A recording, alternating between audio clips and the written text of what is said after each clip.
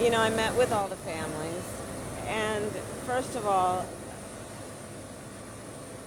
to lose a loved one unexpectedly and because of such an extreme act of violence and hate, the tragedy of it is beyond description. And so first I express just our condolences.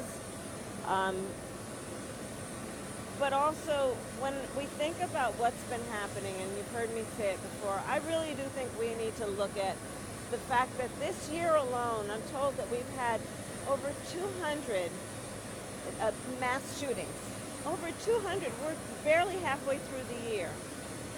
And when we're looking at an epidemic of hate where, where people are being targeted just because of who they are, I think we all have to stand back and say, wait, enough. Enough is enough.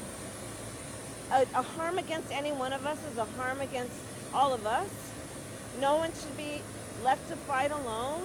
And we got to deal with this. And we have to deal with it in a number of ways. But I went through it even at the church. You look at it. Everything from Buffalo to what's happened just with those babies and the teachers being killed in Texas, the funerals haven't even really begun in terms of mourning that loss. We're looking at, on the heels of that, Atlanta just a year ago, Orlando, the Tree of Life. We have to agree that if we are to be strong as a nation, we must stand strong, identifying our diversity as our unity. And that anyone who is trying to break that down is hurting us as a country and as individuals who should identify as one, as a country, as Americans. So I think of it in a number of ways. There is the tragedy of the personal loss that each of these families has faced. Mrs. Whitfield, the funeral today, what a beautiful woman who lived an extraordinary life.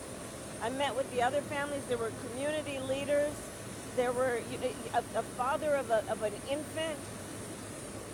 And then, of course, the president is going to go tomorrow to Texas and be with the families who have lost their babies at a school.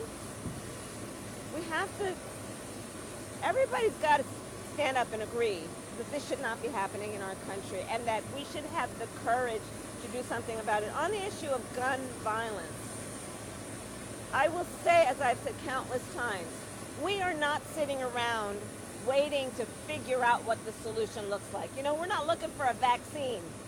We know what works on this. It includes, let's have an assault weapons ban. You know what an assault weapon is? You know how an assault weapon was designed? It was designed for a specific purpose: to kill a lot of human beings quickly. An assault weapon is a weapon of war with no place in a civil society. Background checks. Why should anyone be able to buy a weapon that can kill other human beings without at least knowing, hey, has that person committed a violent crime before? Are they a threat against themselves or others? That's just reasonable. It's just reasonable. We do that saying you have to have a license to drive a car. You have to be of a certain age to buy a six-pack.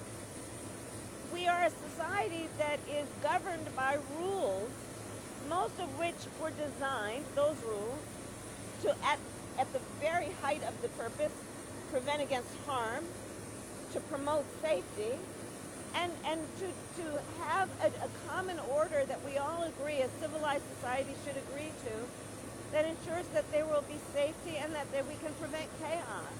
When we've had over 200 mass shootings in our country already and we are barely in June, let's all agree. We got to do something. It's within our power to do it. Congress needs to act. And what I know is that we also have to come together as one nation, undivided, standing with each other,